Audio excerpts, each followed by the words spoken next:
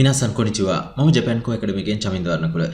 ළමයි ඔයාලට මේ ජපාන්කෝ ඇකඩමි එකෙන් A level විෂය ධාරාවට ජපන් භාෂාව ඉගෙන ගන්න දරුවන්ට 12 ශ්‍රේණියට 13 ශ්‍රේණියට මේ පාඩම් මාලාව වීඩියෝස් විදිහට ඔයාලට බලන්න හරි ගස්සලා තියෙනවා. එතකොට ඔයාලට මේක ගෙදරම ඉඳන් ඔයාලට පහසු වෙලාවක ෆ්‍රී වෙලාවක වීඩියෝස් බල ඔයාලට මේ පාඩම් ටික කරගෙන යන්න පුළුවන්. මේ ජපන් එක්සෑම්ස් ගැන එහෙම දන්නවා ඇති. සමහර අය දන්නවා, සමහර අය දන්නේ නැහැ.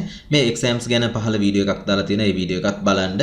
එතන මේ ජපාන්කෝ ඇකඩමි වෙබ්සයිට් එකට ඔයාලට යන්න පුළුවන්. Google එකේ සර්ච් කරාම japanko.com කියලා කෙලිම URL එක සර්ච් කරොත් ඒත් මේ ජපාන්කෝ ඇකඩමි වෙබ්සයිට් එකට එනවා. නැත්නම් මෙතන ජපාන්කෝ ඇකඩමි කියලා මෙන්න මේ තියෙන විදිහටම ඔයාලා Google එකේ සර්ච් කරොත් මේ ජපාන්කෝ ඇකඩමි වෙබ්සයිට් එකට එන්න පුළුවන්. එතන මේ ජපාන් එක්සෑම්ස් ගැන කිව්වනේ. එතන මේ එක්සෑම්ස් level පහක් තියෙනවා N5, N4, N3, N2, N1 කියලා. එතන මේ අපේ ජපාන්කෝ ඇකඩමි එකෙන් N5, N4, N3, N2 එකට එනකන් ඔයාලට මේ වීඩියෝ පාඩම් විදියට සම්පූර්ණ පාඨමාලාවම හරි ගස්සලා තියෙනවා. දැන් මේ ඔයාලා ඉන්නේ 12 ශ්‍රේණියේ දරුවෙක් නම් ජපන් භාෂාව තෝරාගත්ත කෙනෙක් නම් එහෙනම් මෙන්න 12 ශ්‍රේණිය 13 ශ්‍රේණි දරුවෙක් නම් 13 ශ්‍රේණිය කියන තැනට එන්න ඕන. දැන් මේක මේ කම්පියුටර් එකකින් පෙන්නද්දි මෙන්න මේ විදිහටයි පෙන්නන්නේ. එතකොට මම ඔයාලට පෙන්නන්නම් මේක ෆෝන් එකකින් බලද්දි කොයි විදිහටද පෙන්නන්නේ කියලා. ළමයි ඔයාලා ෆෝන් එකකට ගිහිල්ලත් ජපාන්කෝ ඇකඩමි කියලා Google එකේ සර්ච් කරොත් මෙන්න මේ විදිහට වෙබ්සයිට් එක පෙන්නයි. එතකොට දැන් මේ වෙබ්සයිට් එකේ මුල් පිටුවේ අපි ඉන්නේ. මේ මුල් පිටුවේ පහළට ගිහිල්ලා බලන්න මේකේ අංක දාලා වීඩියෝස් 4ක් තියෙනවා. අංක 1 2 3 4 කියලා වීඩියෝස් 4ක් දාලා තියෙනවා. ඒ වීඩියෝස් 4 අනිවාර්යයෙන්ම බලන්න. මේ පළවෙනි වීඩියෝ එකෙන් ඔයාලට කියලා දෙන්නේ කොහොමද මේ වෙබ්සයිට් එක පාවිච්චි කරන්න කියලා. ඊට පස්සේ දෙවෙනි වීඩියෝ එකෙන් කොහොමද මේ වෙබ්සයිට් එකට ලියාපදිංචි වෙන්නේ කියලා තමයි කියලා දෙන්නේ. ඊට පස්සේ තුන්වෙනි වීඩියෝ එක තියෙනවා ඔයාලා මේ පාඨමාලාවක් තෝරගෙන ගෙවීම් කරන්නේ කොහොමද කියලා. ඔයාලට පාඨමාලාව වෙන්නත් පුළුවන්, ඔයාලට වෙන වෙනම පාඩම් ටික වෙන්නත් පුළුවන්. එක එක පාඩමක් වෙන වෙනම මිලදී අරගෙන ඔයාලට ඒ ටික එහෙම විදියට බලන්නත් පුළුවන්. තුන්වෙනි වීඩියෝ එකෙන් ඔයාලට කියලා දෙනවා කොහොමද මේ පාඨමාලාවක් තෝරගන්නේ, ඒකට ගෙවීම් කරන්නේ කොහොමද කියලා. ඊට පස්සේ හතරවෙනි වීඩියෝ එකෙන් ඔයාලට කියලා දෙනවා මේ ගෙවීම් කරපු පාඩම නැත්තම් පාඨමාලාව කොයි විදිහටද කරගෙන යන්නේ කියලා. අන්න ඒ අංක දාලා තියෙන වීඩියෝස් අතර අනිවාර්යයෙන්ම බලන්න. ඊට පස්සේ මේ පහලිනුත් තවත් වීඩියෝස් කීපයක් දාලා තියෙනවා. අවශ්‍ය නම් ඒ ටිකත් බලන්න. අර අංක දාලා තියෙන වීඩියෝස් ටික අනිවාර්යයෙන් බලන්න ඕන. ඊට පස්සේ මම ඔයාලට කිව්වා මේ ජපන් එක්සෑම්ස් ගැන තියෙනවා කියලා level 5කට. එතකොට N5 ජපන් පාඨමාලාව, N4 ජපන් පාඨමාලාව, N3 එක, N2 එක එහෙම අවශ්‍ය අයට ඒ විදිහට කරගෙන යන්නත් පුළුවන්. 12 ශ්‍රේණිය, 13 ශ්‍රේණිය ඔහොම පහළට යද්දි ඒ පෙන්වන්නෙත් මේ ජපාන්කෝ ඇකඩමි එකේ තියෙන පාඨමාලා ටික තමයි. එතකොට මේ ජපාන්කෝ ඇකඩමි වෙබ්සයිට් එකේ මේ මුලටම උඩටම ගියාට පස්සේ මෙන්න මෙතන තියෙනවා ඉරි කෑලි තුනක්. අන්න එතන ටච් කරන්නකෝ. එතන ටච් කරාම මෙන්න මේ විදිහට මේකේ තියෙන පාඨමාලා ටික ඕපන් වෙනවා. මේ මුල් පිටුව කියන්නේ ජපාන්කෝ ඇකඩමි වෙබ්සයිට් එකට ගිය ගමන්ම පෙන්වන පිටුව.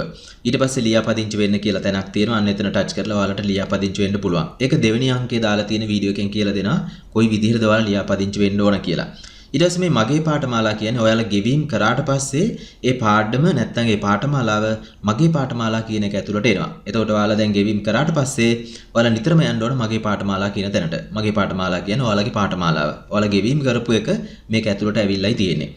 මම කිව්වා මේ ජපාන් එක්සෑම්ස් level 5කට තියෙනවා කියලා. N5 එක, N4 එක, N3, N2 ඔන්න විදිහට ජපාන් එක්සෑම්ස් ටිකක් තියෙනවා. 12 ශ්‍රේණියේ දරුවෙක් නම් මේ N5 එක්සෑම් එක කරොත් හොඳයි. එතකොට ඔයාලට මේ 12 ශ්‍රේණියේ ඉද්දි මේ ලංකාවේ දරුවන්ට ජපානයට යන්න ශිෂ්‍යත්ව හම්බෙනවා. හැම අවුරුද්දෙම හම්බෙනවා. එතකොට මේ N5 එක්සෑම් එක පාස් වෙලා තියෙන දරුවෙක් නම් එයාලට ඒ ශිෂ්‍යත්ව වලට ඉල්ලුම් කරන්න පුළුවන්. ඊට පස්සේ මේ 13 ශ්‍රේණියේ ඉන්න දරුවෙක් නම් N4 ජපාන් පාඨමාලාව කරනවා නම් හොඳයි. එතකොට ඔයාලා A level ඉවර වුණාට පස්සේ N4 එක්සෑම් එක කරලා තියෙනවා නම් ජපානයේ යන්න සුදුසුෙක් වෙනවා. එතකොට ජපානයේ යන්න අදහසක් තියෙනවා නම් ජපානයේ යන්න සුදුසුකම් A level කරලා ඉවර වෙනවත් එක්කම සම්පූර්ණ වෙලයි තියෙන්නේ. එහෙනම් මේ ජපාන්කෝ ඇකඩමි වෙබ්සයිට් එකේ මෙන්න මෙතන ඉරි කෑලි තුනක් තියෙනවා. එතන ටච් කරාම තමයි මේ මෙනු බාර් එක ඕපන් උනේ. මෙතන තියෙනවා 12 ශ්‍රේණිය කියලා තියෙනවා. එතන ටච් කරාට පස්සේ ඔයාලට පෙන්නනවා 12 ශ්‍රේණියේ පාඩම් මාලාව කියලා. එතන මේ 12 ශ්‍රේණියේ පාඩම් මාලාව ගැන විස්තරයක් මෙතන දාලා තියෙනවා. දැන් මෙතන පහළට ගිහලා මේ විස්තරය ඔයාලට කියවන්නත් පුළුවන්. මෙතන වීඩියෝ එකක් තියෙනවා 12 ශ්‍රේණියේ ජපන් භාෂාව තෝරාගත්ත දරුවෙකුට මේ 12 ශ්‍රේණියේ තියෙන ජපන් භාෂාව ඒ පාඩම් ටික ගැන අදහසක් ගන්න පුළුවන්. මේ වීඩියෝ එකත් බලන්න ඉස්සෙල්ලාම. ඊට පස්සේ ළමයි මේ තව ටිකක් පහළට ගියාම ළමයි මේ A level වලට ජපන් භාෂාව තෝරාගත්ත ඒ දරුවන්ට 12 ශ්‍රේණියට වෙනම ටෙස්ට් බුක් එකක් තියෙනවා. 13 ශ්‍රේණියට වෙනම ටෙස්ට් බුක් එකක් තියෙනවා. ඔයාලට මේ ටෙස්ට් බුක් එක ගන්න පුළුවන් ගුණසේන බුක් ෂොප් එකෙන් නැත්නම් සරසවි බුක් ෂොප් එකෙන්. මේ දවස්වල නැත්නම් ඔයාලට ඒක ඕඩර් කරලා ගන්න පුළුවන්. ගෙදරටම ගෙනල්ලා දෙනවා. සරසවි බුක් ෂොප් එකේ නම් එයාලට කියලා ඕඩර් එක දාපුවාම ගෙදරටම ඒ පොත එනවා. මේක ඇත්තටම රජයෙන් තමයි print කරන්නේ. සමහර වෙලාවට හැම අවුරුද්දෙම ටිකක් අඩුවෙන් තමයි print කරන්නේ. ළමයිට ගොඩක් වෙලාවට මේ පොත නැහැ. ඒ හින්දා පුළුවන් තරම් වේලස්සනින් ගිහිල්ලා මේ පොත සල්ලි දීලා ගන්නවා නම් හොඳයි. පොඩි ගාණක් වෙන්නේ ලොකු ගාණක් නෙවෙයි. ඒ හින්දා 12 ශ්‍රේණියට තියෙන පොතයි 13 ශ්‍රේණියට තියෙන පොතයි මේ වසරවල් දෙකටම kanji පොතක් තියෙනවා. රූපාක්ෂර පොතක් තියෙනවා. ඒ පොතත් ගන්න. එතකොට ඔක්කොම පොත් තුනක් තියෙනවා. වේලස්සෙනින් ගත්තර කමක් නැහැ. මොකද බුක් ෂොප් වල මේ පොත ඉක්මනටම ඉවර වෙන හින්දා. ළමයි ඔයාලා මේ ටෙක්ස්ට් බුක් එක අරගෙන බැලුවොත් ඔයාලට තේරෙනවා සමහර දේවල් කියව ගන්න අමාරුයි, තේරුම් ගන්න අමාරුයි. ඒ කියන්නේ ජපන් භාෂාව මුකුත්ම ඉගෙන ගන්න නැති දරුවෙක් නම් ඔයාලා මේ බේසික් නොලෙජ් එක ගන්න අපි කෝස් එකක් හරි ගස්සලා තියෙනවා. මෙන්න මේ කෝස් එක අනිවාර්යයෙන්ම කරන්න ඕනේ. ඒතර මේ කෝස් එක කරොත් තමයි මේ පාඨමාලාව කරොත් තමයි ඔයාලට මේකේ A level වල තියෙන ඒ ටෙක්ස්ට් බුක් එකේ තියෙන දේවල් කියව ගන්න හරි පුළුවන් වෙන්නේ. ඒ හින්දා ඒ දේවල් හරියට ඉගෙන ගන්න නම් ඔයාලා මේ ආරම්භක පාඨමාලාවක් දාලා තියෙනවා. ඒ ආරම්භක පාඨමාලාව අනිවාර්යයෙන්ම කරන්න ඕනේ. අපි හිතමු දැන් ඔයාලා O level වලට ජපනිස් කරා කියලා. හැබැයි O level වල ජපනිස් සිලබස් එක කියන්නේ හරි පොඩි දෙයක්. ගොඩක් වෙලාවට ඔයාලා සිංහලෙන් තමයි ඉගෙන ගන්නෙ. එතකොට ජපන් වල ඉගෙන ගන්න දේවල් බොහොම අඩුයි. ඒ හින්දා එයාලත් අනිවාර්යයෙන් මේ ආරම්භක පාඨමාලාව කියන එක කරන්න ඕන. ගොඩක් වෙලාවට එයාලට ලියන්න කියවන්න පුළුවන්. හැබැයි එයාලා ගාව තියෙන වචන ටික මදි, ග්‍රැමර් ව්‍යාකරණ ටික මදි. ඒ ව්‍යාකරණ ටික නැතුව අපිට 12 ශ්‍රේණියේ තියෙන ටෙක්ස්ට් බුක් එකේ ඒ පාඩම් වල ඒ වාක්‍ය කියව ගන්න අමාරුයි. ඒ හින්දා අනිවාර්යයෙන්ම ඔයාලා මේ ආරම්භක පාඨමාලාව කියන එක කරන්න ඕනේ. එතන මේ ආරම්භක පාඨමාලාව ඔයාලට කොටස් විදිහට ගන්නත් පුළුවන් විදිහට හරි ගස්සලා තියෙනවා. සම්පූර්ණ කෝස් එකම ගන්න පුළුවන් විදිහට හරි ගස්සලා තියෙනවා. එතන මේ සම්පූර්ණ කෝස් එකේ පාඩම් 12කට තමයි හරි ගස්සලා තියෙන්නේ. එතන PSN බටන් එක ටච් කරාම ඔයාලට මේ සම්පූර්ණ කෝස් එක එක සැරේ ගන්න පුළුවන්. මේ පාඩම් ටික වෙන වෙනම ගන්නවා නම් මේ එක එක පාඩමකට මෙන්න මෙතන ඔයාලට දාලා තියෙනවා ගාන. එතකොට ඒ ගාන ගෙවලා ඔයාලට එක එක පාඩමක් වෙන වෙනම ගන්නත් පුළුවන්. එතකොට අනිවාර්යයෙන්ම ඔයාලා මේ ආරම්භක පාඨමාලාව කියන එක අනිවාර්යයෙන්ම කරන්න. මොකද ඒක කරොත් තමයි ජපන් භාෂාවේ මූලික දැනුම එන්නේ. එහෙනම් සම්පූර්ණ කෝස් එක ගන්නවා නම් මෙන්න මෙතන PSN කියන බටන් එක ටච් කරලා ඔයාලට සම්පූර්ණ කෝස් එක ගන්න පුළුවන්. නැත්නම් තව ටිකක් පහළට ගියාම මෙතන තියෙනවා පාඩම් ටික වෙන වෙනම තියෙනවා කිව්වනේ.